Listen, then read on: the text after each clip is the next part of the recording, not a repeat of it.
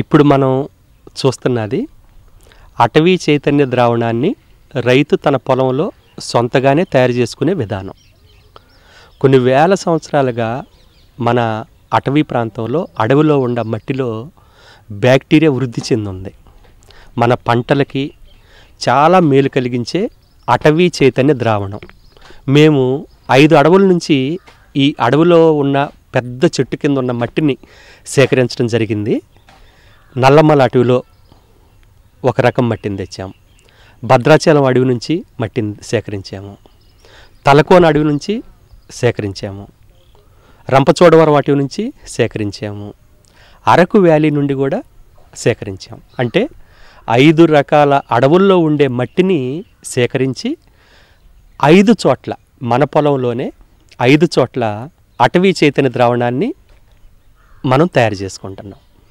దీని యొక్క ముఖ్య ఉద్దేశం ఏంటంటే, వేలాది సంవత్సరాలుగా ఏ రైతు రసాయన పురుగు మందులు వాడకుండా, రసాయన ఎరువులతో భూమిని కలుషితం చేయకుండా ఉన్న ప్రదేశంలో ఉన్న మట్టిలో ఉన్న బ్యాక్టీరియా మన పొలంలో మనం సొంతగా రైతు తయారు చేసుకొని అతి తక్కువ ఖర్చుతో చేసుకొని పంటలకి భూమికి ఉపయోగపడే బ్యాక్టీరియాని కోటాను కోట్లు మన పొలంలో పెంపొందించడమే దీని వెనుకున్నటువంటి ముఖ్యమైన ఉద్దేశం. ఈ మంచి బ్యాక్టీరియా ఏం చేస్తుందంటే చెడు బ్యాక్టీరియా మీద యుద్ధం చేస్తుంది. మిత్ర పురుగుల్ని, భూమికి మేలు చేసే, పంటకు మేలు చేసే మిత్ర కీటకాలని వృద్ధి చేసుకోవటానికి, అదేవిధంగా మనకొచ్చే రకరకాల రోగాల నుంచి, తెగుళ్ళ నుంచి మన పంటల్ని సహజమైన సిద్ధంగా కాపాడుకోవటానికి ఈ అటవీ చైతన్య ద్రావణం ఉపయోగపడుద్ది. ఇక్కడ రైతుకు అయ్యే ఖర్చు ఒక కొండ మరియు దాని చుట్టూ ఒక కంచె ఏర్పాటు చేసుకోవటం.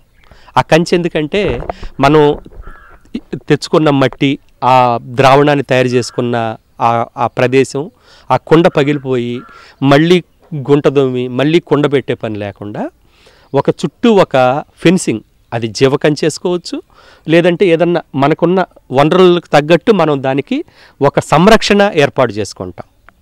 ఈ దీంట్లో అయ్యే ఖర్చు ఒకటి కొండ, తరువాత ప్రతిసారి అందులో ఉన్న జీవ చైతన్య ద్రావణాన్ని మనం తీసుకొని మళ్ళీ నింపినప్పుడు ప్రతిసారి ఒక 1/4 కిలో ఏకదళ బీజాల పిండి, అంటే చెబుతా, జొన్న, సజ్జ, మొక్కజొన్న, ఇవన్నీ ఏకదళ బీజాల పిండి. అదేవిధంగా 1/4 కిలో ద్విదళ బీజాల పిండి. ద్విదళ బీజాలు అంటే మనకి కంది, పెసలు, మినుము, శనగ. సో ఇక్కడ మనం జొన్న పిండి అండ్ శనగపిండి తీసుకున్నాం. ఈ జొన్న పిండి, శనగపిండి మరియు 100 గ్రాముల బెల్లం, ఈ 3 ప్రతిసారి మనం తీసుకోవటానికి. ఇది ఎంత అద్భుతమైన సాధనం అంటే, మన భూమి ప్రకృతి సిద్ధంగా అద్భుతంగా పంటలు పండాలన్నా, జీవకోటి పెంపొందించుకోవాలన్నా 1 లీటరు నీటిని ఎకరానికి మనం పిచికారీ చేసుకుంటాం. 1 లీటరే. ఇప్పుడు మేము వెళ్ళినట్టు రంపచోడవరం కానీ, తలకోనకు కానీ, నల్లమల అడవికి కానీ, అరకు వ్యాలీకి కానీ, భద్రాచలం కానీ ఏ రైతులు వెళ్ళి అక్కడ మట్టి తీసుకురాక్కర్లా గుప్పుడు. మనం తీసుకొచ్చిన మట్టితోనే 1 గ్లాసు అంటే 200 ml నీళ్లు తీసుకెళ్ళి రైతు ఇదే పద్ధతి, ఒక కొండ, దాని చుట్టూ ఒక ఫెన్సింగ్ వేసుకొని కొన్ని వందల ఎకరాలకి రైతు సొంతంగా తయారు చేసుకోవచ్చు అతి తక్కువ ఖర్చుతో. ఈ అటవీ చైతన్య ద్రావణం మన సొంత వ్యవసాయ క్షేత్రంలో రైతు ఎలా చేసుకోవాలో ఒకసారి గమనిద్దాం. ఒక 20 లీటర్లు కానీ 30 లీటర్లు మట్టి కొండ, అది నల్ల మట్టితో చేసిన కొండ కానీ, ఎర్రమట్టితో చేసిన కొండ కానీ తీసుకోవాలి. దాన్ని ఈ మెడ వరకు భూమిలో కప్పాలి. అంటే మీరు తీసుకున్న కొండ లేదా బాణ సైజు గుంట తీసుకోవాలి. ఆ గుంట తీసుకొని వర్షం పడ్డప్పుడు నీళ్లు నిలబడకుండా పక్కకు వెళ్ళిపోయే విధంగా కొంచెం జాలు చేసుకోవాలి, కొంచెం వాలుగా పెట్టుకోవాలి. ఈ మెడవరికి కొండని భూమిలో పాతి పెట్టాలి. దీంట్లో అది మీరు 20 లీటర్ల బాణ కొండ తీసుకోవచ్చు, 30 లీటర్లు, మీరు ఎంతైనా తీసుకోవచ్చు. అంత గుంట భూమిలో గుంట తీసుకొని దాన్ని ఈ మెడ వరకు, ఈ మూతి వరకు మనం మట్టిలో గుంటలో పెట్టుకోవాలి. దీనిలో మనం అడవిలో సేకరించినటువంటి మట్టిని వీటిలో వేసుకోవాలి. ఇక్కడ మనం చూస్తున్నది ఇప్పుడు తలకోన. తలకోన అటవీ ప్రాంతం నుంచి తెచ్చిన మట్టి ఇక్కడ ఈ 4 కొండల్లో ఉంటుంది. దీనికి సరిపోను ప్రొటెక్షన్ కోసం ఒక పాత ఇనప కంచెను మనం ఏర్పాటు చేసుకోవటం జరిగింది. సో ఇందులో ఈ బాణ 20 అయితే 20, 30 అయితే 30 లీటర్లు నీరు పోస్తాం.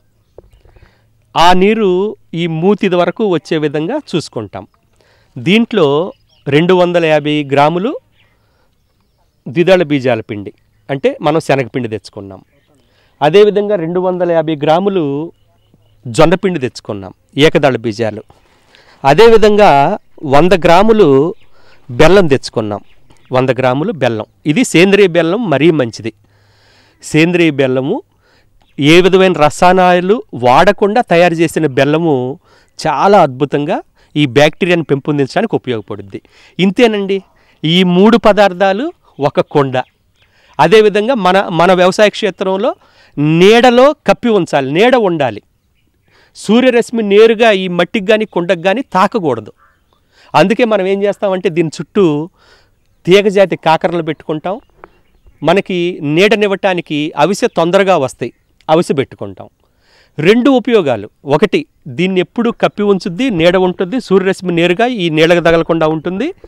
అదేవిధంగా దీంతో కొంత ఫలసాయం కూడా మనకి కాకర, బీర, పొట్ల పాదులు పెట్టుకున్నప్పుడు దీంట్లో మనకు ఆదాయం కూడా వస్తుంది.